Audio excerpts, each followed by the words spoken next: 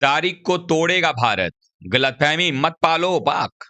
जी हाँ, बिल्कुल, ये बात पाकिस्तान को समझने की आवश्यकता है। पाकिस्तान को लगता है कि तारीख उनके पास में है, तो वो भारतीय टीम को जो है वो हरा देंगे। बड़ी आसानी से हरा देंगे, ऐसा उनका सोचना है। और भारत में भी मीडिया जो है वो लगातार उस्मान तारिक के बारे में इतनी सारी बातें कर चुका है, कि जो भारतीय क्रिकेट फैन्स हैं, उनके मन में, उनके दिमाग में ये बात चलेगा कि ये उस्मान तारिक क्या बला का नाम है भाई। लेकिन सच्चाई बताऊँ आपको तो उस्मान तारिक से बेहतर प्लेयर्स को जो है हमने देखा है भारत के खिलाफ गेंदबाजी करते हुए, और उन सारे गेंदबाजों का तोड़ भी निकालते देखा है और उनको तोड़ते भी देखा है। मुथैया मुरलीधरन हो, चाहे अजंता मेंडिस हो, चाहे शेन वॉर्न हो, चाहे दुनिया का कोई भी गेंदबाज हो, भारत में सबकी कुटाई-पिटाई हुई है। इवन उन विकेटों पर हुआ है जहां पर टेस्ट मैच का 5वां दिन रहा है, विकेट पे गड्ढे बने हुए रहते हैं, तो भी मार पड़ती थी। तो अगर गलतफहमी पाल के पाकिस्तान ये बैठा हुआ है, या पाकिस्तान के जो एक्सपर्ट्स हैं उनको अगर ये पाल के बैठे हुए हैं, क्योंकि मैं जिसको भी देख रहा हूँ यही बात कर रहा है, उस्मान तारिक देख लेगा, उस्मान तारिक देख लेगा। देख तो हम भी लेंगे उस्मान तारिक को।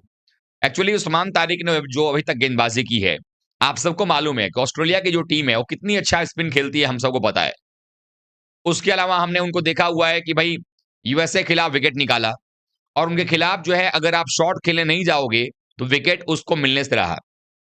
तारिक की जहां तक बात है, आप एक बात देखिएगा, उस्मान तारिक आता है, उसकी लीगल डिलीवरीज होती हैं, एक्शन में कोई प्रॉब्लम नहीं है, लेकिन जो पॉज ले रहा है, वो परेशान कर रहा है बल्लेबाजों को। अब इसको लेकर आपको क्या लगता है, भारतीय टीम ने तैयारी नहीं की होगी? क्या भारतीय टीम ने नहीं देखा होगा कि भाई ये पॉज ले रहा है, तो हमें अब उसके खिलाफ क्या स्ट्रेटजी बनानी है? क्योंकि टीम इंडिया जो है वो कहीं न कहीं अपने आप को एक तरीके से तैयार कर रही है कि अगर हमारे बल्लेबाज वहां पर खेलेंगे, पहली बात तो ये कि हमारे बल्लेबाज जो है कदमों का इस्तेमाल करके स्टेप आउट करके मारने नहीं जाएंगे। ये एक स्ट्रेटजी टीम इंडिया की नजर आ रही है।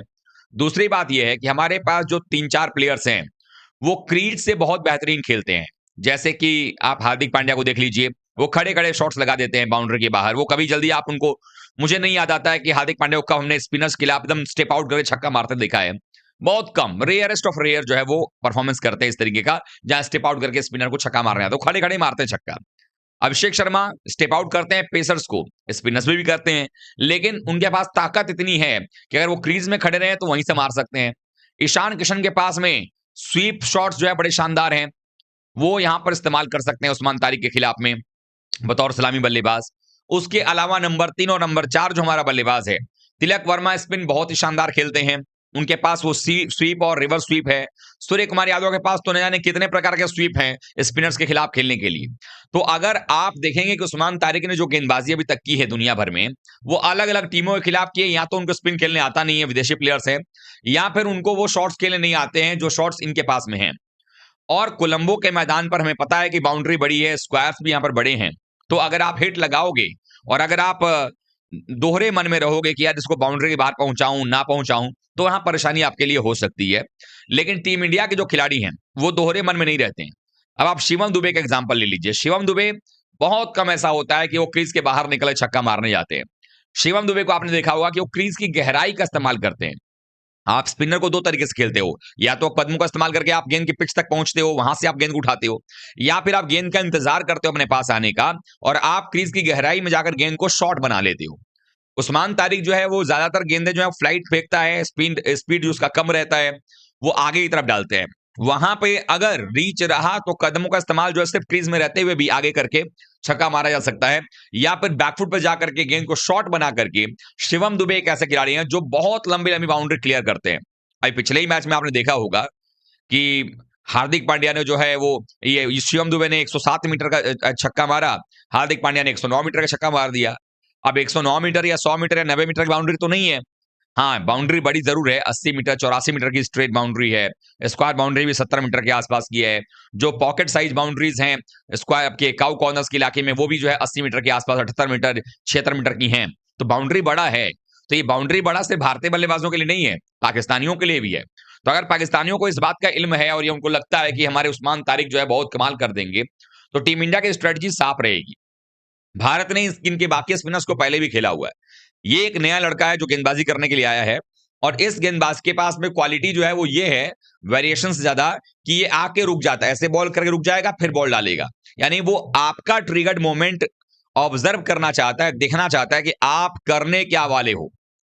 आप अगर हटोगे तो तेज बॉल डाल देता है कई बार विकेट के ऊपर में, लेकिन भारतीय खिलाड़ी इस तरह काम करने वाले नहीं हैं, मैं पहले ही बता दूं।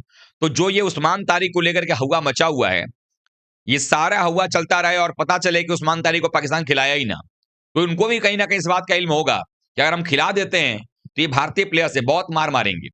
और मुझे उस्मान तारिक की बॉलिंग में, मेरा ये पर्सनल अपना निजी राय है, मेरा पर्सनल ओपिनियन है, उस्मान तारिक मुझे कोई थ्रेट करने वाला बॉलर लगता ही नहीं है। उस्मान तारिक मुझे लगता है कि एक ऐसा बॉलर जिसके 4 में आप चाहो तो 50 बना सकते हो, वो ऐसा बॉल डालता है। तो अब भारतीय टीम के बल्लेबाजों को देखना होगा कि क्या करने वाले हैं। ये भी आप देख सकते हो कि हमारे जो भारतीय बल्लेबाज हैं, पहले 2 ओवर में उसके हो सकता है कि 7-7 रन या 8-8 रन लें और अंतिम के 2 ओवर में उसके जो है हो सकता है कि 40 मार दें। ये भी हो सकता है। और आप लोग इस बात को याद रखिएगा, अगर ऐसा होगा तो आप लोग पता करिएगा कि भाई मैंने ये बात बोली थी। क्योंकि ये जो एक पूरी कहानी गढ़ी जा रही है कि भाई उस्मान तारिक के लिए भारतीय बल्लेबाज जो है वो तैयार हैं कि नहीं हैं। उस्मान तारिक कहता है कि हम अकेले जिता देंगे, ये कर देंगे, वो कर देंगे। उनकी मीडिया जो है वो पीछे पड़ी हुई है। लेकिन भाई साहब घबराने की बात नहीं है। हमारे पास अभिषेक शर्मा भी है और एक बात और है, जो टीम पावर प्ले का फ़ायदा उठाएगी, जो टीम पावर प्ले में ज़्यादा रन बनाएगी उसका फ़ायदा मिल सकता है। चूँकि नई बॉल रहेगी वो बल्ले पर आएगी और पहले 6 ओवर में अगर टीम इंडिया ने लेट्स सी 60 रन बना लिया, 55 से 60 रन अगर टीम इंडिया ने बना दिया पहले 6 ओवर में, तो उसके बाद जो 7वें ओवर से लेके 15वें ओवर तक का खेल अगर देखेंगे, अगले 9 ओवर की अगर आप बात करेंगे, तो 9 ओवर में टीम इंडिया को कुछ करना नहीं, 7 रन प्रति ओवर भी अगर भारतीय टीम बनाती है, तो आप 60-65 रन और जोड़ लोगे और आपने अगर पावर प्ले में 55 बनाया है, तो मैं कह रहा हूं 60 और 55 आप जोड़ लीजिए, कितने हो गए आपके पास में 115 रन हो गए। अब अगर आप 15 ओवर की समाप्ति पर 115 रन पर आप हैं और आपके विकेट सिर्फ 1 या 2 गिरा हुआ है या 2 या 3 गिरा हुआ है मान लीजिए और आपके पास फिर भी 5 बल्लेबाज आने हैं ना, तो औसतन हर ओवर में भी अगर 1 विकेट जाता है, तो भी आपके 5 बल्लेबाज ऐसे हैं जो कि 5वें अंतिम 5 ओवर खेलेंगे। तो आपके पास पूरा मौका होगा कि अंतिम के 5 ओवर में आप 60 रन या 70 रन जोड़ सको, चूँकि फिर तब तक आप बाकी गेंदबाजों को देख चुके होंगे। और इस पाकिस्तान की हिम्मत नहीं होगी कि उस्मान तारिक को लेके 17वां 18वां ओवर भारत खिला पाए बॉलिंग करवाने। फिर वहां पर फिर कुटाई होगी, वहां पर आपके पास में ऐसे-ऐसे प्लेयर हैं, जो गेंद को बाउंड्री टपाने के बारे में नहीं सोचते हैं, वो मैदान टपाने के बारे में सोचते हैं। तो वो पावर हिटिंग जो है हमारे पास में है डेथ ओवर्स के अंदर में, तो अगर वहां से 5 में हमने 60 ही बनाया, 80 बना दिया, मैं कहता हूं 80 छोड़ दीजिए और 60 भी छोड़ दीजिए, 70 बनाओगे, 70 रन अगर हमने बनाया, तो हमारा स्कोर जो है वो आराम से 185, 190 के आसपास पहुंच जाएगा। तो अगर आप 180, मैं कहता हूं 170 यहां पर आपका विनिंग टोटल हो जाएगा। अगर आपने 180 बना दिया तो वो तो बिल्कुल विनिंग टोटल होगा आपका। इसीलिए टीम इंडिया जो है पूरे तरीके से तैयार बैठी हुई है। उस्मान तारिक को लेकर के जो हवा मचाया जा रहा है, उस्मान तारिक को लेकर जो बातें की जा रही हैं, कोई थ्रेट मेरी नज़र में भारत के लिए नहीं है।